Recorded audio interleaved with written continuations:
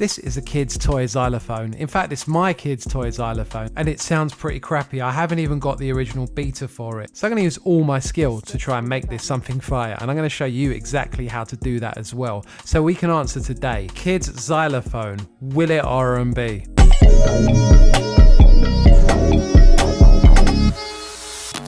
So we're actually gonna learn together whether this can be turned into anything usable, whether we can make something fire with it. But you know what? I am actually convinced that because I have an idea in my head, I have a plan. When have any of our plans ever actually worked? I think that there's going to be something usable. Like if you just listen to this, right? I mean, that's fine. We sample that, but I want to take it to the next level. Like let's try some more interesting things that we can do with it. Don't know how I'm quite going to do that yet, but got a couple of little ideas in my head, so let's jump into the DAW and see what we can do. So this little xylophone goes from C to C. And we can play a C major arpeggio on here.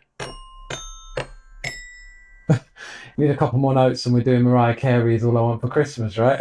I am just going to use my microphone here to sample one of the notes here. This is like the most obvious thing we can do, really. I'm going to sample this low C and then we're going to put it into the sampler so we can just play this out as an instrument, see how that sounds.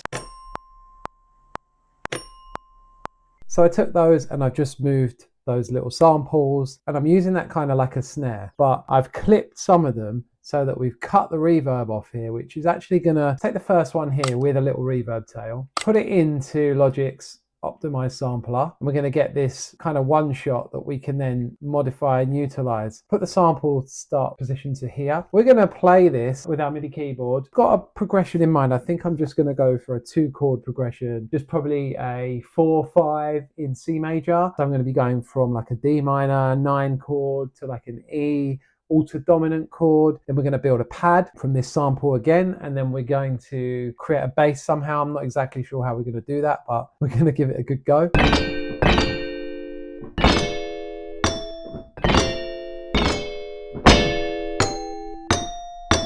Which reminds me of like a DX7, almost like a glassy FM synth. I think we can make something fire with this for sure. So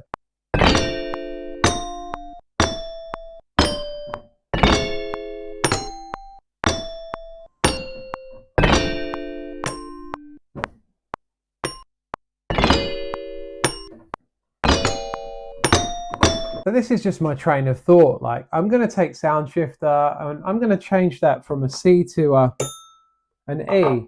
So let's take it up.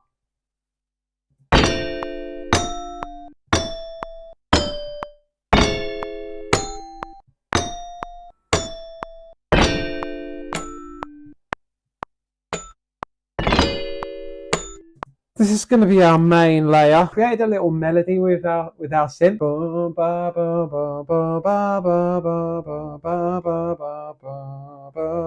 Using that nice diminished chord at the end. And this is just inversions of the diminished chord. Let's just tidy this up a little bit here. Let's stick some EQ on here first. Going into that low range, and I know that I'm going to want to put a bass in here at some point. Now I might not talk all the way through this, but I am going to just be working, so follow what I'm doing here. Let's do some Valhalla. Let's look at maybe changing the starting point of the sample.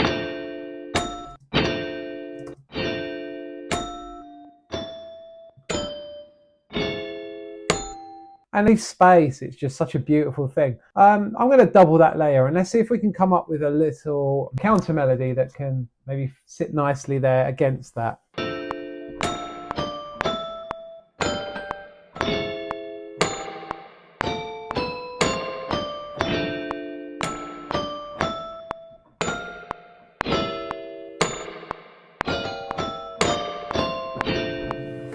Now I think that this could all be sped up as well. Quantize what I just did and correct it a little bit.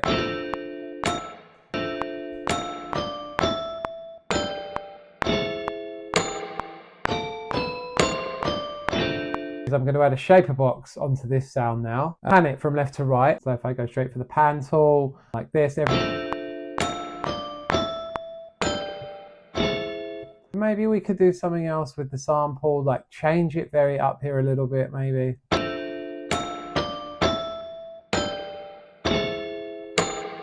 Here's a cool trick I want to show you here to make a pad. I'm going to take that sample again. We've got the same sample in there. Logic. Now, if we go to loop that forward and we can make this really, really small, and we play this now.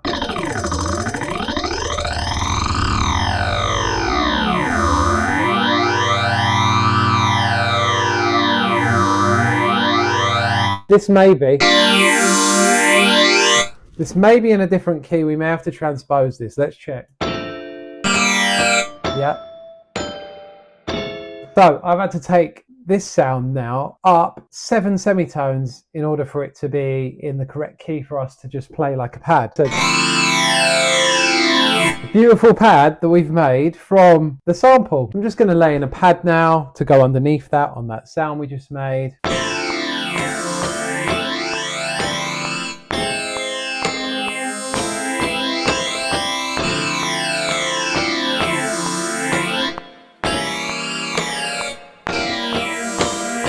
Let's use this layer to make a bass. So I'm just going to double that sound, and I'm going to stick a decapitator on there because I think we're going to try and get something like that sawtooth bass sound, and we should be able to kind of approximate it by just using this distortion here, and I'm going to just draw in some notes.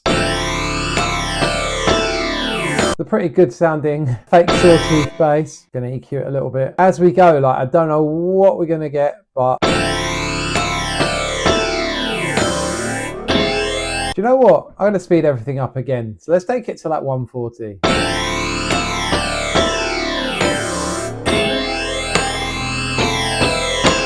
This is some labeling and mixing. So this is like melody, this is pad, this is bass.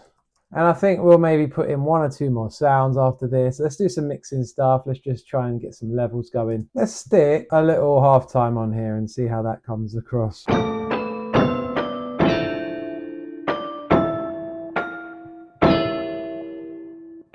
Put some portal on this first sound.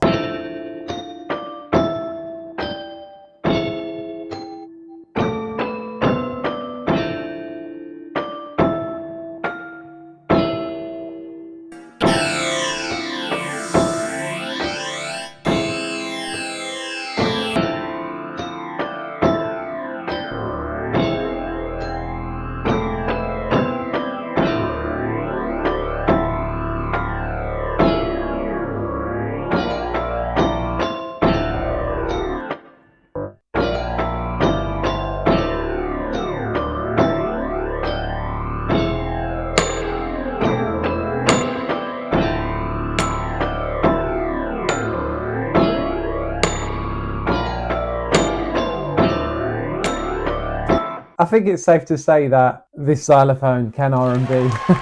Let's just add a couple more extra things. Right, let's get a drum part.